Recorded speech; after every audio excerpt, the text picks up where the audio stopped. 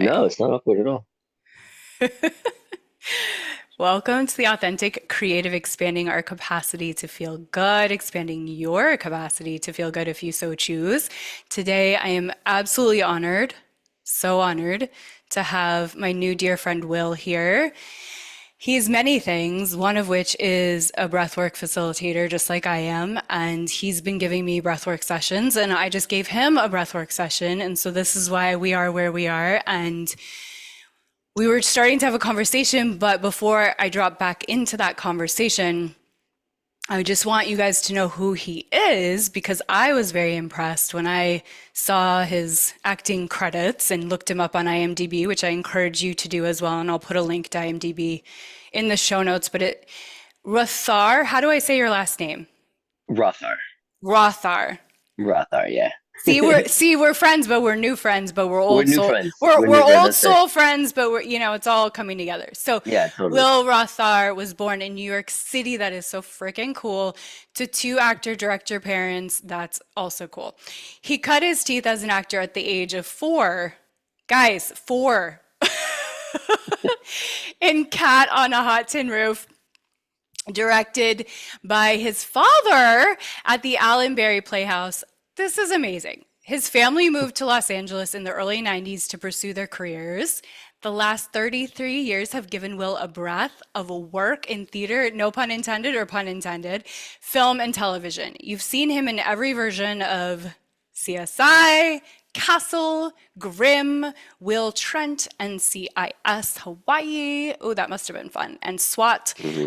On film around Christmas in Jack Frost, more recently in Benji, 2018, as Lee Harvey Oswald in National Geographic Channel's Killing Kennedy. That's so cool. And in the That was really cool. forthcoming The Wing Walker, coming to theaters everywhere in October 2024. So Will has been, okay, let's just breathe and take that in for a second. What an amazing career and an amazing childhood and amazing life you've had. Thank Will you. has been, you're welcome, an empathic and receptive to energy since he was very young. He started practice like you're the channel, and it's no coincidence actors are healers. I Yeah. It's all channeling. He started practicing breathwork in 2011. In 2020, we all love 2020, the film TV industry shut down, and Will was faced with what to do if nothing went back to normal. During the pandemic, he realized his love for being of service, and so he became certified as a Reiki practitioner, yay, and a breathwork facilitator. So amazing. And he started a healing practice called Puzzle Piece Healing as a means to assist in people helping themselves get better. He's thrilled to be on the podcast and part of this movement. Yeah. Yeah, so welcome. Welcome. Hi. Hi. Thank you for having me. Thank you. So we were just talking about, I said after Will's breathing, this is the best, the Yeah. best, the best fun. And Yeah. people who are not breathwork facilitators might, and even some who are, might be like, this is the best fun, like watching someone cry and like be in pain. And, Shake and yeah. Yeah. and I'm like, yep, this is my kind of fun. 100%. I mean, it's my favorite thing is sitting facilitating for someone that has never experienced this before. Like that's my favorite thing. So when I started puzzle piece healing during the pandemic, I have some friends that and the way, as you know, the way that I work is you've sat for me, is that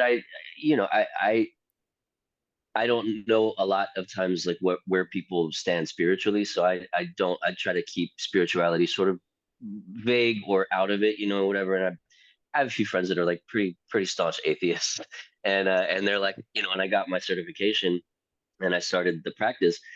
They were like, I just want you to know I'm super proud of you for doing this, and I want to support you. So I'm gonna buy a session from you, but I want you to know going into it that I don't believe a fucking word of any of this. And I'm like, that's fine. You don't have to. I mean, we're just breathing. don't worry about it. Just what are your intentions? Give me some songs. And they're like, okay. And they're the skeptics are the ones that are the most like, and I'm just like, Yes. they're like, oh, that's what this is. I'm like, yeah, we're just digging stuff up and moving things around for you and trying to, help you exist in your highest good. That's it. Yeah, and we're not doing anything to anyone, right? No, Like not they're at all. willingly saying, I would like to participate in this process, and then they get to have whatever experience they want to have. Exactly. And Exactly. you and I are just there as the channel, Exactly. meaning we are getting out of the way. Yeah. And we're not manipulating, we're not telling No, you not at all. how to do anything. You do not have to cry. Yeah. Yeah, for sure. Exactly. This Well, and is that's just something that could happen as a byproduct of you releasing what's there stored in the body. 100%. Yeah. Yeah. And that's the most fun part for me too. They're like, how do you do? And I'm like, I am not doing anything. I'm not doing anything. This is all you. And you are, you're allowing yourself the space to move what you need to. And but it's such a gift um, to be able to share this with people. It's Yeah. it's such a gift, and also it's so fascinating that it's just breathing, like you said, and Hmm. that is a spiritual experience, whether you Yeah. believe in spirit quotes or not. As a quote spiritual person, I believe that we are spiritual beings having a human experience, right? Same. As you Same. do, as you Yeah. do. But it doesn't matter. And it's the same with Reiki, because Yeah. we're also both Reiki practitioners, Right. that it doesn't actually matter what you believe. And that's the Right. beautiful thing about these practices. It doesn't matter. If Yeah. you're open, the more open you are, the more you surrender your resistances, because that's Yeah. your word is dissolving Mm, resistance. yeah. The more you dissolve those resistances within yourself of whatever that is for you, and it's different for everyone, the Yeah. more you're just going to have what you're wanting, whatever you're Mhm. wanting. And that's different for everyone. Sure. But what's the same? Will, what do you think is the same across the board that everyone wants, that you have found? Huh. I put you on the Um, spot. yeah, no, it's all good. In general, like what I've found sort of as a marker um in people's intentions, is that what you mean? Interesting. Yeah, Yeah, it's good stuff. yes, Okay. yes, yes. And also, like, what do you find that all humans ultimately really truly want? At the end of their breathing, are they like, oh, actually, this is what I actually want, like Oh, from oh, life or from from this, from that. Yeah. whatever? Um, I mean, I think a lot of the time it it ends up being pretty simple. A lot of it, I found is, I mean, Yeah. it all comes, I mean, I really do believe that love is the heartbeat of the universe, and a lot of the time it comes back to that. It's wanting to Mm. be loved, be lovable, finding the self-love that you've maybe buried, and all the, through trauma, or things that people have said to you, whatever it may be, the things that you buried that have taken you away from yourself. And I've found with a lot of people with this kind of work, it digs up these things where people start to find that again, or that's what people are craving. And I think ultimately, really, Yeah.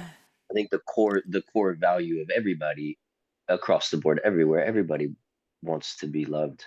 Yeah. Everybody wants to have that, because I really do think, I think it's, and maybe it's so cliche or it's so Beatles, but I do really think that, I think All it you need. it does make the universe go. I think it is the heartbeat at the center of the universe. I think Yeah.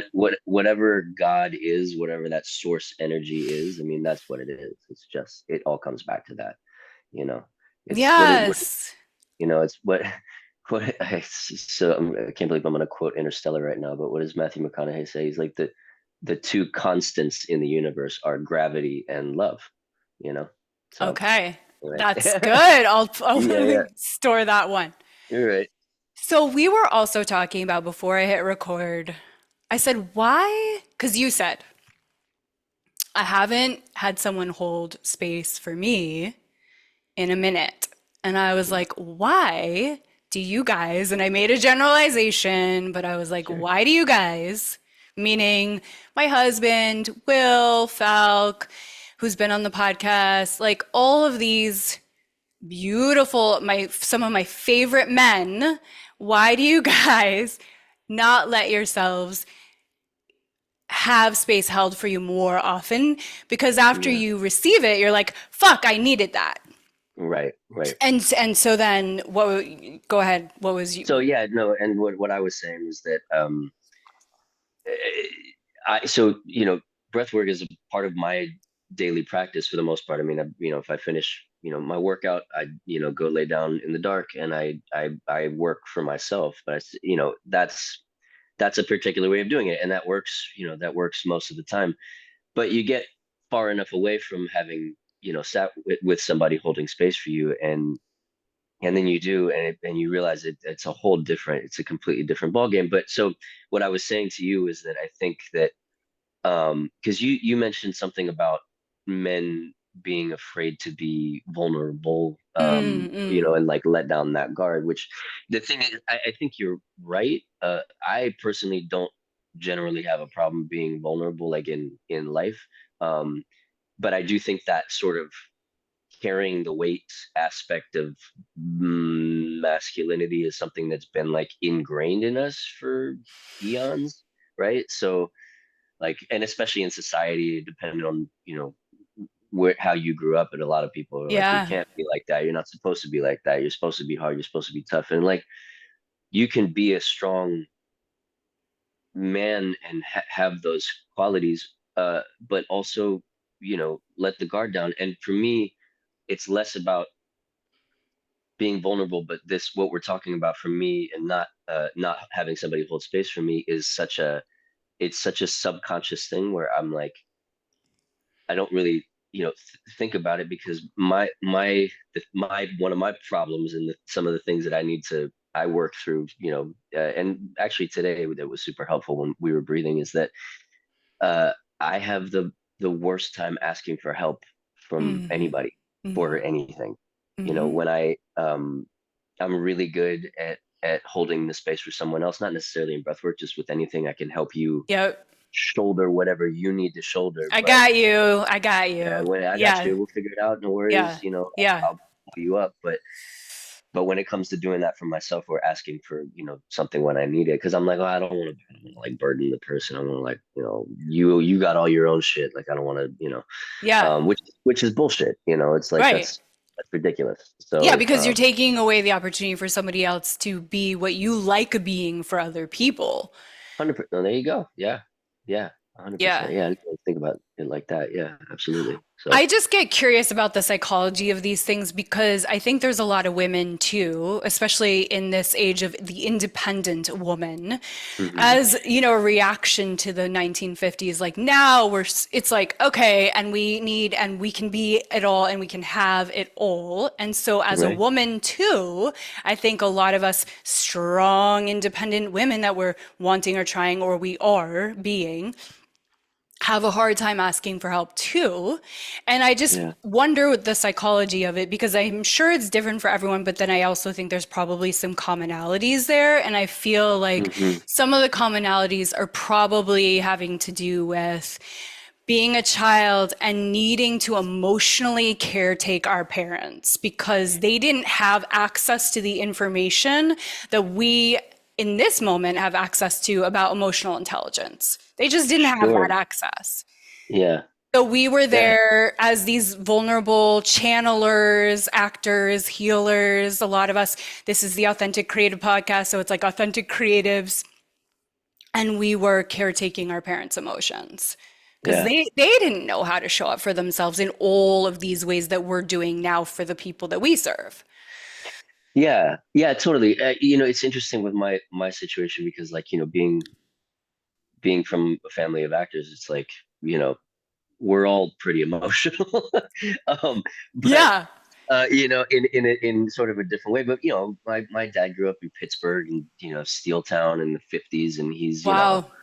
and his dad was an electrician, and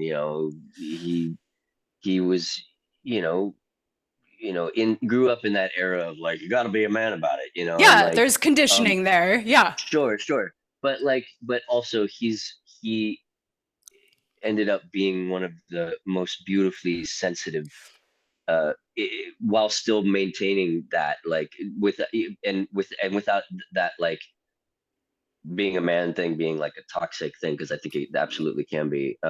But he there's a softness about it. He's like this big, gruff guy with big white beard. He looks like Santa Claus, but he's got the kindest heart, and he's got such a softness to him that's like, I mean, we'll be at dinner and he'll start talking about something to a table full of people and something, and I'll see, and I know it, I know what it is. He'll go and they went,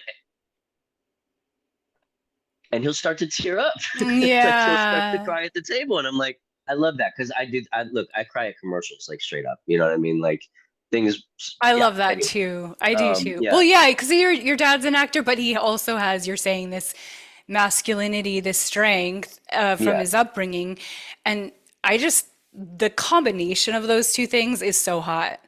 yeah. Right, for sure. I love that. I'm glad you think so. Yeah, it um is. and and my mom, we talked about this yesterday. She's 38 years sober from alcohol, and so she got sober 2 years before I was born, and so when I grew up, she was in the mode of like all of she grew up in the South, in Dallas, in the '40s and the '50s, and so Wow. that was like a really, down there, all the families your family was like, oh, no, no, we don't talk about that. We don't know. Yeah, Oh, you have yeah. a problem? No, no, no, we don't talk about that shit. Nope, we put it under the carpet. We don't have to look at it, And and that's how. we drink And to we drink cope. a lot, yeah. Uh-huh, And yeah. so my mom grew up in that situation, and when I was born and she was sober, I got the sort of brunt of uh all of the things that she was in the program uncovering all of this Mm, shit and mm. working through it. And so when I was growing up, she was just like, anything you have to talk about, get it on the fucking table. Just do it. Just talk. Just say. Just whatever you're feeling. Let's talk about it. And so I was Yeah. really like fortunate in that way. And now, it's really cool because I usually about once a week, maybe once every 2 weeks, it depends on our schedules, but I facilitate for my mom. So Oh, she and i yeah. she and I have sessions, and she's 81, and she's Amazing. working through and bringing all she's like, she's like, Bless. Oh my God. yeah, no, it's so good. And she said to me, this isn't disclosing anything, she's like, how is it that I'm 81 and I'm still trying to figure this shit out? I'm like, Mom, I was like, Because you you're have to understand, here.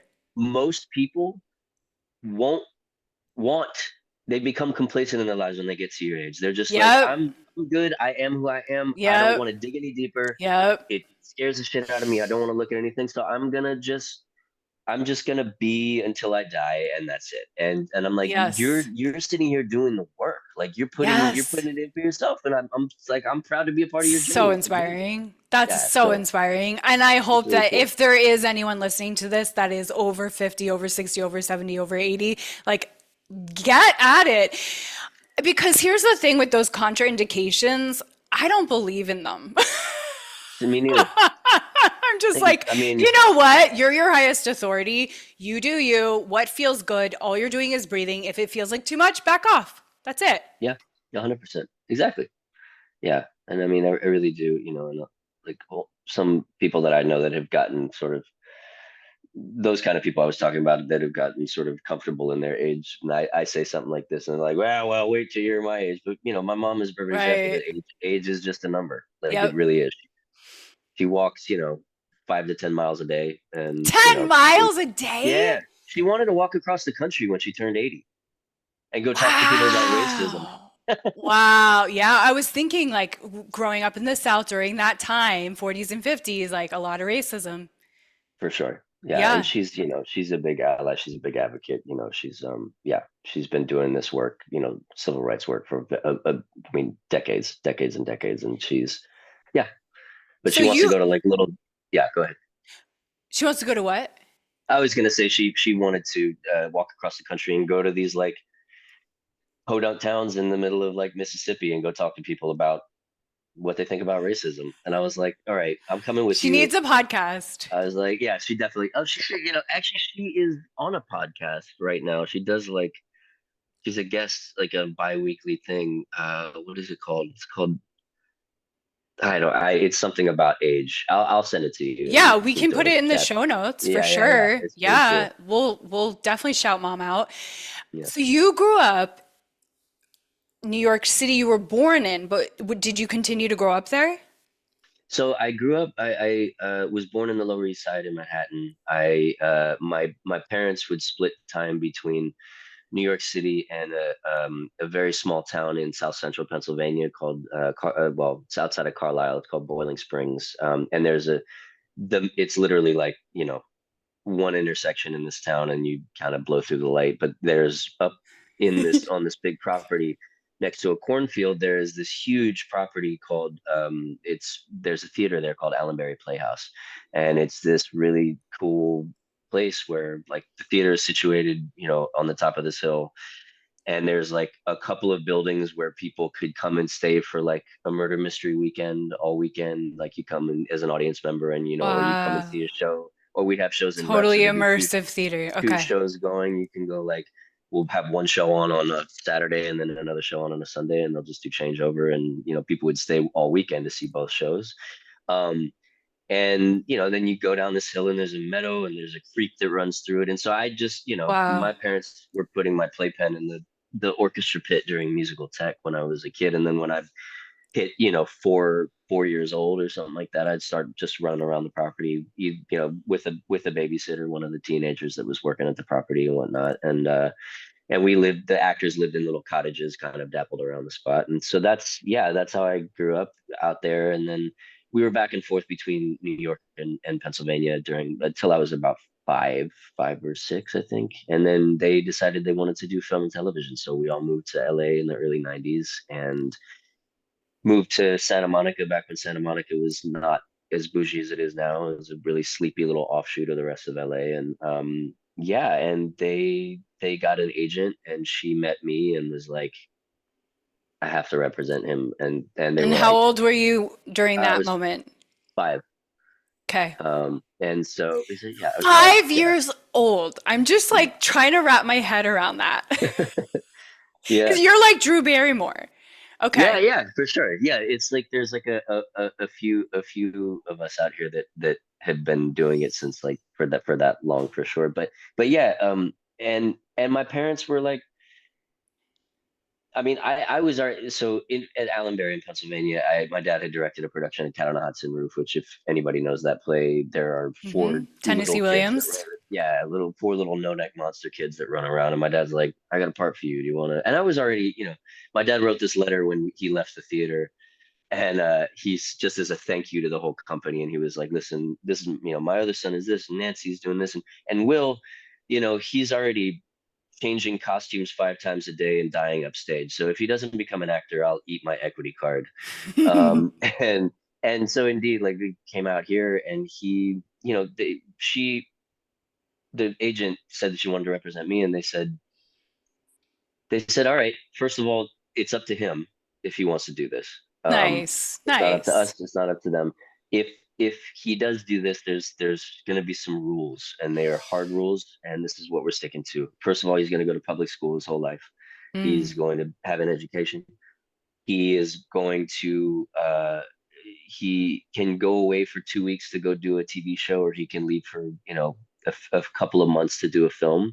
But there's no being a series regular on a show until he's almost out of high school or out of high school, Hmm. because we don't want him to like grow up on a set. Mm. Because I some of the kids that I had worked with, coming up that were there went through a period, as teenagers that were Hmm. very derailing, as a result, because the industry's crazy. Weird. But Yeah. yeah, Poly it's, weird. it's Yeah. weird, probably weird. But but yeah, so they were like, because the agent was very much like, hey, there's this, they're like, if we're out of town, if we're on vacation, there's no calling up and going like, hey, can he fly back for this thing? It's a really great opportunity. It's like when we're Nice. out of town, he's gonna be a kid. He's gonna go get in trouble with Yes, his mom, go yes, scrape his yes. knees up, go be in a band, like whatever he Yeah. wants to do. And they stuck to it to the degree where like, you know, I would I that movie Jack Frost that I was talking about, which if you ever at Christmas time it airs on TV Hmm. all the time. I play one of the three best friends of the main kid, but I Wait, auditioned so for is that. that Michael Keaton?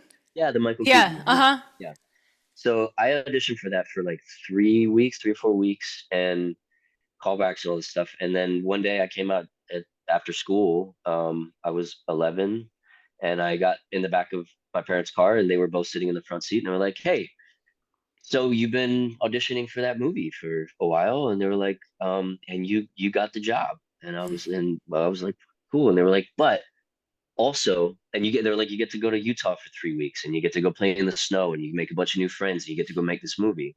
Mhm. But also your friends at school are going to Catalina Island for 2 weeks, and you guys are going to the science museum. Oh, You get to go snorkeling, you get to go do science stuff with your friends, you get to go camp out. What do you want to do?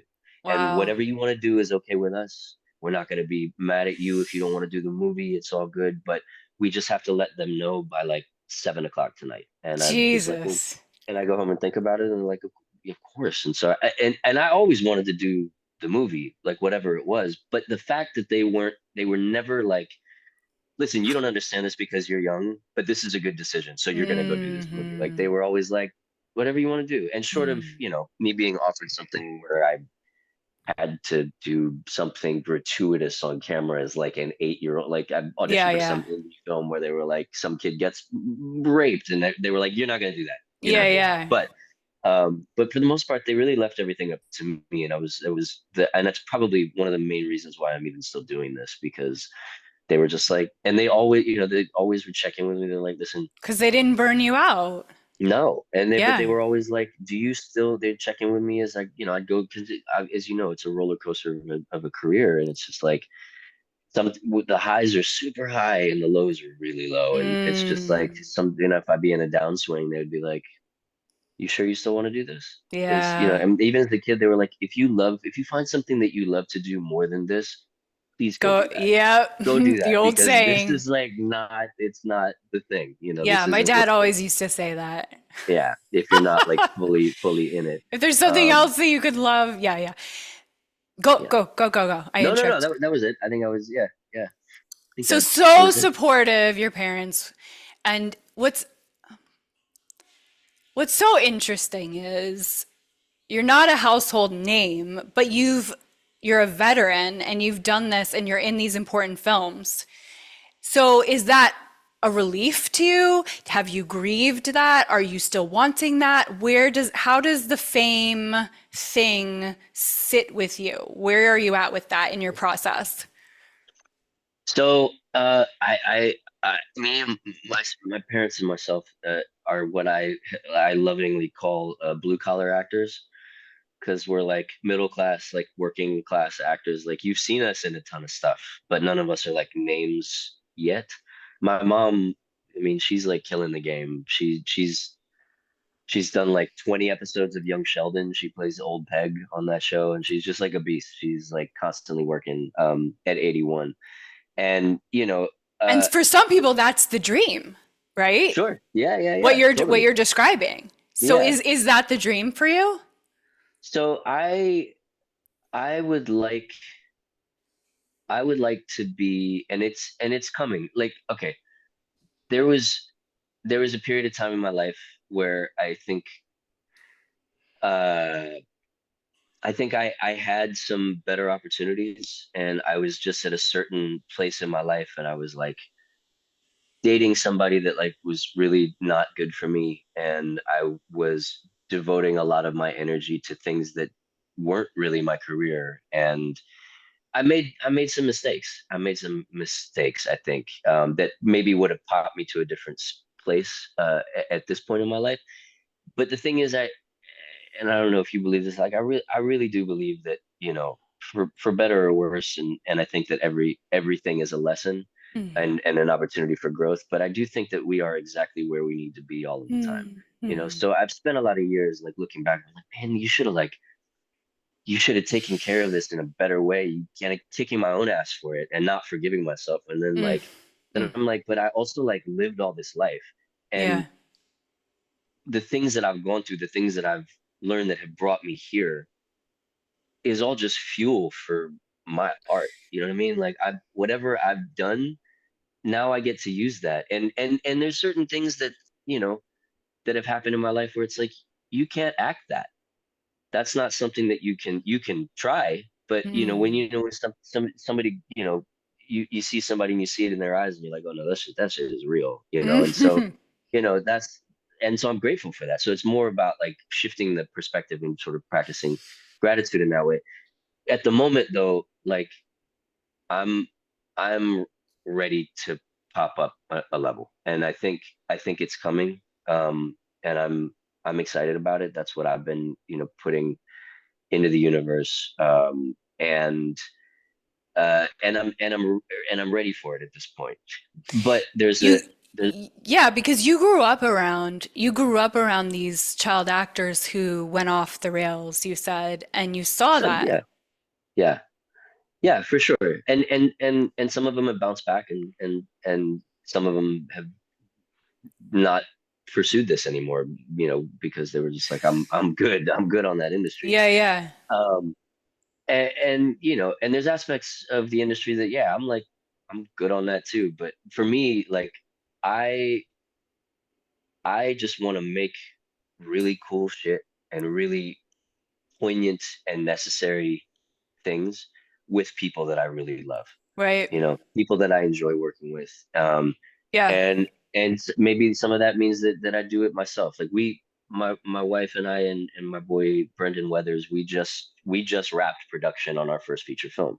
Wow. We made our own feature. My wife produced it. My boy wrote it and Wow. directed it. He and I developed the script together over 3 years. How I'm old the is lead of he? it. He's my age. He's 37. Your Um, boy. When you see, I was like, you oh, have a kid? my buddy. No, no, no, no. I'm like, No, okay, he has my a buddy. kid. Sorry, I have a kid, and he wrote and directed this film, and we did the whole thing. No, no, no. A buddy of mine that I went to middle school with. He and I have been best friends for a really long time, and yeah. And so we developed a script together over 3 years, and then we were like, let's pull the trigger on it and do it. And he had saved up a bunch of money, and then another friend of ours, my other best friend, had he came into a bunch of money recently, and he like matched the budget. Basically, he's like, I believe in this project and I want to like give you this, so, and he's in the film as well, so we kind of So, pulled can you in talk every about single the flavor. film? Is it too soon? No, no, we could talk about it. Yeah, what's it called? Where did you shoot it? What's it about? So it's called Exposure, and we shot it in almost entirely in our home, which made that better for the budget. Yeah. um, Almost entirely in our home, and it's see if I can nutshell this. It's it's about a young guy who's an actor. He's kind of like me. He's like, you've seen him in a bunch of stuff, but he's not a name yet. Uh, Little Takes meta. place, yeah, for sure. Takes place right at the beginning of the pandemic, like May of 2020, and he lives with his girlfriend, and he gets an audition for a film, and the director's like, listen, I'm kind of paranoid. I'm not giving the script out to anybody, but I'm going to give you your pages, and we're going to shoot, because of COVID, we're going to shoot everybody individually on a green screen. I'll be masked up. It'll be you and me and a camera and a green screen. You play a cop, and you're chasing down a perpetrator, and you shoot the perpetrator. And that's basically the scene. And he's like, all right.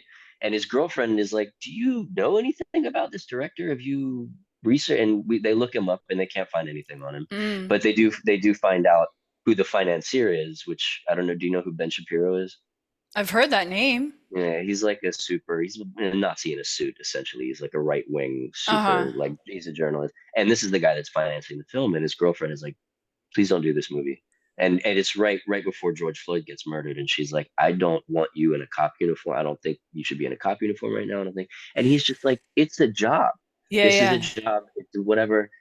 And he goes, listen, if any of this is going to further the agenda of the financier, I will walk. And she's like, okay. So he does the movie. Cut to a year later, they've split up. director calls him and says, "Hey, we're gonna we're gonna drop the film tomorrow. It's like, gonna be on iTunes or whatever." So he organizes a watch party. As he's watching it, people are chiming in. They're like, "So excited to see you up on the screen and all this." And you start to see the world through the comments that are rolling in. And his part comes up, and the green screen, what he didn't know was it's him chasing down a Black Lives Matters protester and shooting them in cold blood. And the internet goes crazy, and they're like, "This is like a right-wing propaganda film. Like, what are you doing?" And he's like, I didn't know. Like, I had no idea that this was Mm, what was happening. So his girlfriend is like, "You need to make a public apology for this." And at this mm, point, there's a character that pops up called the voice of the internet, who is played by my boy Neil Brown Jr., who's a black man, and he's just we. Oh, by the way, we never see any of the film.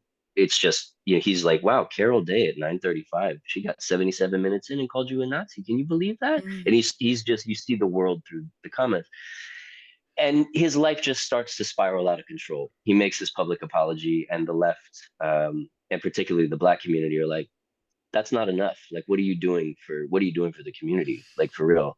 And the right is like, "Fuck yeah, this is our guy," and his face is on like banners at, you know Trump Wow. rallies and shit like that. And it gets to the point. It's just a So he commentary becomes like a on, poster child for racism accidentally. He's framed into yeah, that. And he exactly, doesn't know how to make his voice be authentic to people. exactly. Yeah, Yeah. interesting. And That's so so interesting. his life just starts to unravel in a way. It's basically just a commentary on how the internet can rip you apart regardless of context. Like, that's the Y- world that we live in. And the Yeah. whole film And kind of what's takes, real? Yes. yeah, exactly. And the whole film sort of takes place like in a slightly heightened reality from our own, but just enough where you're like, this could for sure happen. Like, this could Hmm. definitely happen. So Hmm. anyway, yeah, that's our That's that's our little film. interesting. Yeah, it's Yay! gonna I'm be so cool. excited Yeah. for you. Thank you, love. Yeah, I'm very excited. But coming back to what you were saying about the fame and the career, like, honestly, the career that I idolize the most, the person that I hope you hear me, I hope you see this podcast, is I want like Sam Rockwell's career. You know Sam Rockwell? I danced with him. Did you? At Sundance. Oh, amazing. That's awesome. So He's such a good dancer. Yeah. of course he is. Yeah. Like, he comes in and does, like, he's a dope character actor. He comes in and kills whatever Right. he does. Yeah. And he's won all kinds of It's like an awards. He's got all actor's the accolades, actor. but you never hear about him at all. Like, he's not in the press. There's no paparazzi photos of him or whatever. I just, like I said, I just want to, like, That's what I'm talking about. That's the yeah, dream. that's the dream. You're That's working, really, you're good, you're respected, but you're yeah. not bothered by the fame. Exactly. Because I don't really care. I don't really care about that. I just want to do good work with good people and make some cash Yeah, and, and like, be if able you to got travel. an Oscar, that's fine Sure, too. that's fine. Yeah, we'll see if that works out that way. That's Yeah. okay too, you know. Thanks, Yeah. universe, if you want to Sure. throw Thank that you. in. Appreciate it. Okay, so for the people listening, we're talking about creativity. We're talking about being authentic. We're talking about taking projects in your own hands and being the cause of your creative life. Where do you want to take this conversation? It's up to you, Will. Where do I want to take this conversation? Oh, I will say the tagline for The Authentic Creative is expanding our capacity to feel good. Mm, mm, hmm. So what does that mean? What does that mean to you, expanding your capacity to feel good? Like, where are you at with that? Well, yeah, I mean, I think I'm going to bring in exactly what I was working on in our session today, which was my main thing was like dissolving resistance, dissolving um, the pushback that I often feel in my own creative life or just in my life in general. And what I mean by that is, like, that can come in so many forms. It comes as, insecurity, the lack of belief that I'm capable of carrying out whatever I want or desire, or achieving that. just because there's that little The little voice. voice that's like, hey, are you sure? You suck. Yeah. Yeah, you suck, exactly. I've dealt with a lot of that a lot in my life, throughout my life. Um and so yeah, uh today was interesting because it was just that, just like kind of kept coming up. And this is something that we can tap into well, as well, if you'd like. But my Sure. wife and I have been trying to have kids for 4 years, and we had two miscarriages, Oh. and so that we were about to start trying again. And then at the beginning of January, my wife had a minor heart attack, and she's 44 and super healthy. And she had what's called a SCAD, which is called a spontaneous coronary artery dissection. It's like a small tear in her artery wall that caused her heart to spasm and gave her a minor heart attack. Basically, she's Oh. fine, she's good, she's healing. She's like, there wasn't surgery involved, no stent Yeah. or anything. But the one thing was that her cardiologist was like, you can't try to have kids for 1 to 2 years, which puts us well out of like the sort of Mm-hmm. generally the safe zone to do it naturally. Sure.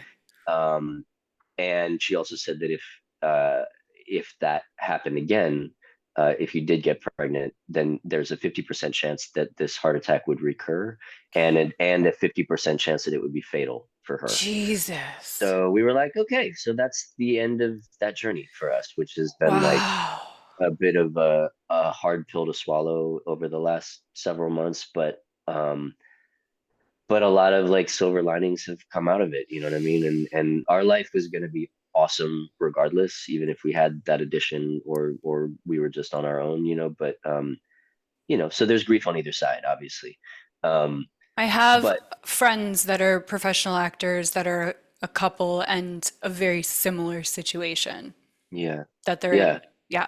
yeah, it's very common, like all of this, Yeah. and this is Yeah. some of the facts about about miscarriage and everything. It's things Oh, that well, I and hadn't, miscarriage well, is that so obviously, common. yeah, Yeah. so My mom common, yeah, had one. I mean, it's, yeah, gosh. Yeah. yeah. And it's not talked about and it needs to be. And we need Yeah, to we need to normalize it for take sure. all the stigma and shame out of that because, well, Please. it's Yeah, so normal. And it's the thing that most needs to be shared and talked and held in sacred space around. 100%. 100%. Yeah, no, and I mean that's why, like, when we first got pregnant, when she first got pregnant, we she was like, I know everybody tells you to wait 3 months to talk about it. She goes, I don't want to do that because God forbid something happens. She goes, I want to have a support system and I want to be able to talk about it. And I was like, Yeah. I'm here for it. Let's do it. So we just told people when we were at, like, she was at like 7 weeks. Hmm. Um, and everybody's like, we were all excited, but we were also like, not all the eggs in the basket. And then it happened, and we were like, fuck, that sucks. But then you know, we had the support system, and also, like I said, sure, part of her charge is she wants to, being able to normalize that conversation because we don't Yeah. talk about it enough, especially in Yeah. American society, which That's right. I hate that. So I do too. yeah, Yes. Yes. Good yeah, for her. yeah, totally, totally. So but I'm gonna say, oh, but the other thing is that a lot of times, like, I like, just because that this has happened doesn't, and I've said this to her, it's like that doesn't make, in a spiritual sense, it doesn't make them any less our children. Like, Hmm. they're there. So I was in today, and they both, like, that last period where I was like in, they both were like sitting on either side of me and telling me, they were like, hey, this thing, this resistance, this thing that all of it, all everything that comes along with it, this is the only thing that's standing in your way of, like, getting everything that you want. So, Hmm. like, clear this shit. Like, you don't need it now. Go get it. Go get it, Dad. Go Hmm. get it. And, like, they just kept saying that to me, and I was just like, you know, you saw all the things were coming out. Hmm. So, um, Wow, that's profound.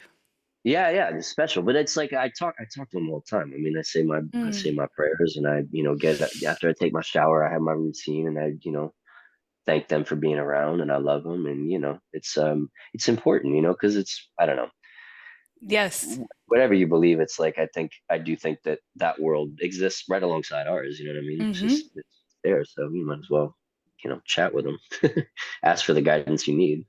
Yeah. So. Yeah. exactly. I love it. Um, That's so yeah, so, so so to bring it back, special. yeah, that Thank you so for just sharing was, that. of course, thanks for receiving it. But yeah, like when that was happening in terms of just lighting a fire creatively, it was like it was a pretty cool moment for me today, with just hearing them both be like, this is the only thing that's standing in your way. Let it go. Just move. Mm. Let's move this, and so yeah, that felt really good. So I'm excited to see what happens next then. I'm excited to see what happens next for you too. And is there anything in terms of, like, obviously you're continuing to blow up as an actor, that's definitely happening. But then, yeah, because you're talented and you have a Thank you. good heart and you're doing the work, the inner work that Thank you. you say that your mom's doing, you're doing it too. And so there's Mm, no reason for you not to have everything you want. And that is what we're talking about with expanding our capacity to feel good, is really knowing that we are worthy and whole because we exist, and knowing that regardless of why we have these blocks or ways that we hold saboteurs that hold ourselves back, it doesn't really matter why. It's really, yes, dissolving the resistances to allowing ourselves to have, to know what we know, and to be mm, able to like receive, because that's really what I'm talking about in terms of men having space held for them. And I understand, because I'm still, in total transparency, I'm still that person who can sometimes be hard on my husband when he's not, quotes, strong in the way that I perceive that I need him to be in uh, certain, or like smart enough or know where, like, because he's super, super smart. But like, why didn't you do this? Or I'm like, I can be critical. And so, mm, of course, people can get their swords up, men can get their swords up, because it's like, are you being a safe space? And the first song I, right. I played for you in the breathwork was the song Sanctuary. And it's like, that's my goal, is Yeah. for myself to be a sanctuary for myself, to be a safe space for me.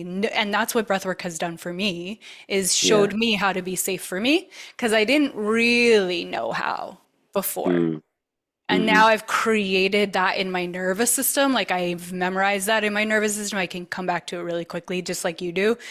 Yeah. And then from the extension of that is like creating safe space for my man, for my people that I serve, for my children. And when we have our priority, our inner prioritization to be that, I am going to take the time to give myself like an actual full hour of what I need, Hmm. Hmm. then I'm going to make more safe space in the world as a 100%. byproduct. Totally. I mean, and that's the truth of the matter. It's like, I say this to people all the time when, you know, I'm around people that are stretched thin in so many different directions. I'm like, what are you doing for you? Because, Yeah. you are not worth anything. Not worth anything, but you're Yeah, not we worth got you. anything to any of these other people, or any of these other things that you're putting your energy into, if you're not taking care of number one.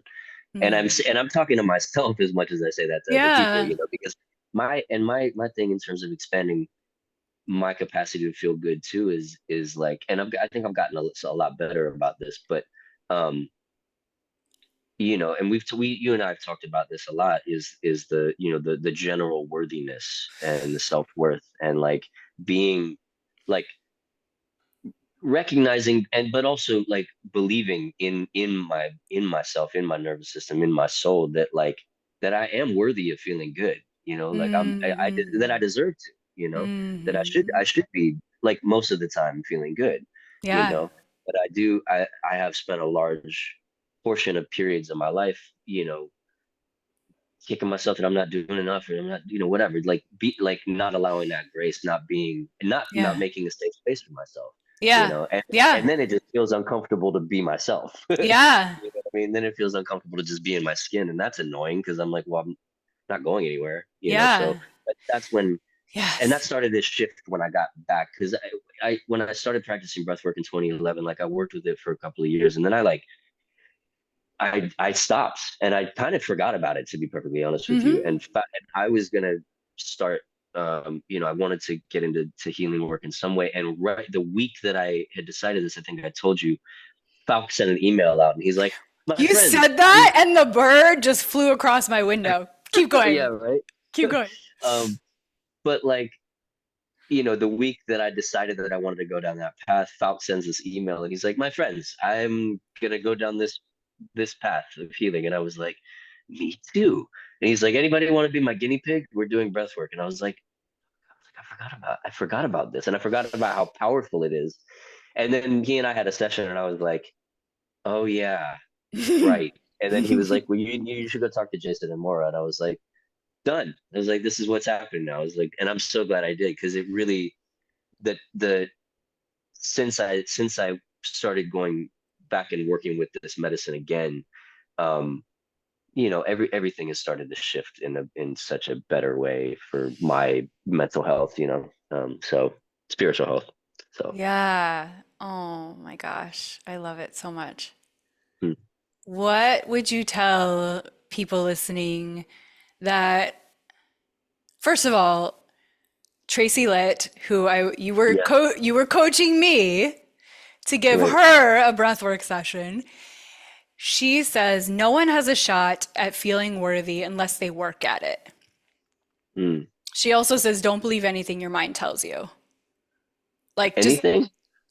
I know my husband's like makes jokes about that too, Surely. but you get the point. It's just like Yeah, yeah, yeah, it's all just stuff and yeah. you don't have to believe any of it if it's not Right. helpful. No, no, yeah, for sure. And so there's that I wanted to share. But what would you tell someone who is an authentic creative, and we're all creatives, but someone who is living, wanting to, striving to, or continuing to live the authentic life as a creative? Like, what would your guidance be for them? Because you've been a creative your whole life. Hmm. Um,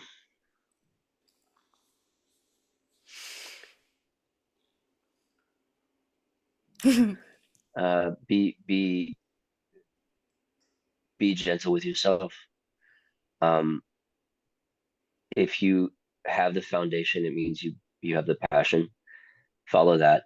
I would agree with Tracy in this way. Um, your head, especially when you're creative, is going to try to fuck with you a little bit more than your heart and your gut. So listen to those two things first, and then check in with your head or your mind.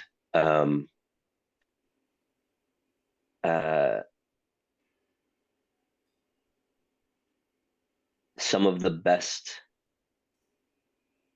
art, or some of the best creativity in whatever you do, doesn't matter what you do, uh, comes in the most unlikely forms and places. So when your mind is racing, and as a creative, you're always on, and I get that. Take some time to be still, and check in with your heart and your gut, and be like, what do I want? Where is this? And because, and be when I mean be still in your environment. Take your inspiration from things that you see, from the interactions that you have, because things will cross your path that are very blatantly in service of whatever you're doing. Um, so, you know, have the grace with yourself, and the wherewithal to be keen enough to spot those when they happen, because it might be the next thing that elevates you, in whatever way, in whatever medium you're working with. Um, and above all, have fun. Have fun. If you're not having fun in whatever you're creating, you're doing it wrong, straight up. Hmm. So, if it feels, and I don't mean that, sometimes things are strenuous, whatever, but let things flow, and just have fun. Just always, and enjoy yourself, And the second you stop enjoying yourself, go do something else. I You know love it. I love it so much. Yes, yes, what yes, to everything you just said. I mean? Amen. Well, I think that's a perfect place for us to say thank you so much, Will. You're Thank you, love. amazing. You're You're amazing. amazing. You're amazing. You're amazing. You're amazing. We could keep doing this for another half an hour. I mean, We'll just do Meisner technique back and forth. You're yeah, that's great. amazing. Yeah, You're you know, you're amazing. amazing. Yeah. I love your hoodie.